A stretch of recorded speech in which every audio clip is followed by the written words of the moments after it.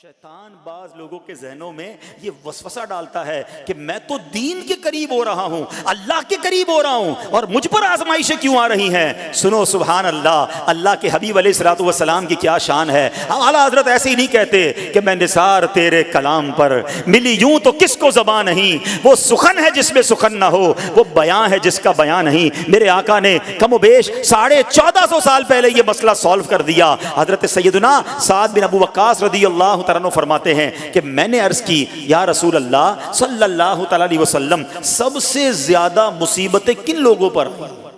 गली मुका दी ना, पंजाबी में कहते हैं ना, गाली बात ही खत्म कर दी। हुजूर ये बताएं सबसे ज्यादा मुसीबतें किन लोगों पर आई? प्यारे आका ने फरमाया अंबिया पर। अल्लाह अकबर, अल्लाह के सबसे करीब तो अंबिया है ना, अंबिया पर, फिर उन लोगों के बाद जो लोग बेहतर हैं, फिर उनके बाद जो बेहतर हैं। सुनो अब अगला जुमला, बंदे को अपनी दीनदारी के एतबार से मुसीबत में मुब्तला किया जाता है। अगर वो दीन में सख्त होता है उसकी आजमाइश भी सख्त होती है, अगर वो दीन में कमजोर होता है तो अल्लाह अज़्ज़ व जल उसकी दीनदारी के मुताबिक उसे आजमाता है। बंदा मुसीबत में मुब्तला होता रहता है यहां तक कि उसके दुनिया में ही उसके सारे गुनाह बख्श दिए जाते हैं।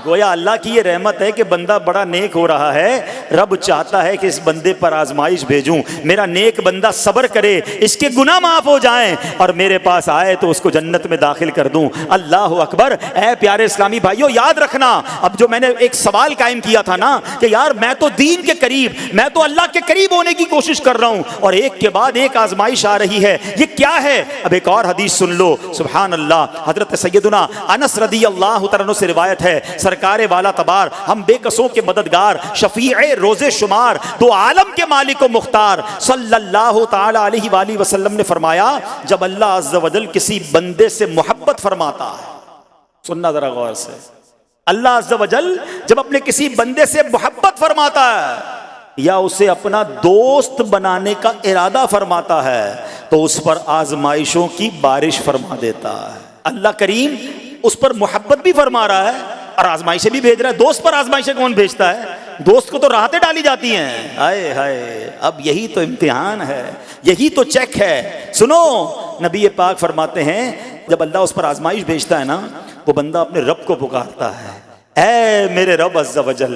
तो अल्लाह फरमाता है, मेरे बंदे तू जो कुछ मुझसे मांगेगा मैं तुझे अता फरमाऊंगा, तू तो जल्द ही तुझे दे दूंगा और इसे तेरी आखिरत के लिए ज़ख़ीरा कर दूंगा। सुभान अल्लाह। यानी अल्लाह वालों को आजमाया जाता है, उनके दर्जात बुलंद किए जाते हैं, उनके गुनाह मुआफ़ किए जाते हैं। तो ऐ मेरे प्यारे इस्लामी भाइयों, कभी भी ये जहन में ख्याल मत लाना कि यार मैं दीन में करीब आ रहा हूँ, मेरी आजमाइशें बढ़ रही हैं। समझ लो इम्तिहान शुरू हो गया है, टेस्ट शुरू हो गया है। अब इस टेस्ट में मुझे कामयाब होना है और अल्लाह के मजीद करीब जाना है। जिंदगी में जो गुनाह हो गए हैं ये मेरे गुनाहों का इंशाअल्लाह कफ़ारा बन जाएगा, मेरे दर्जात की बुलंदी का सबब बन जाएगा।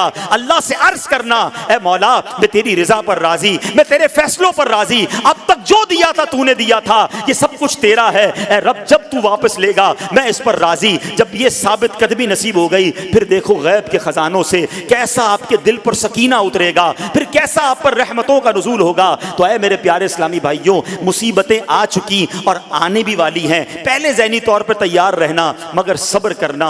ये चंद दिनों की, चंद घंटों की, चंद लम्हों की मुसीबत है, मगर ये तुम्हारे दर्जात को बुलंद कर देगी। रब्बे करीम सब्र करने वालों को पसंद फरमाता है।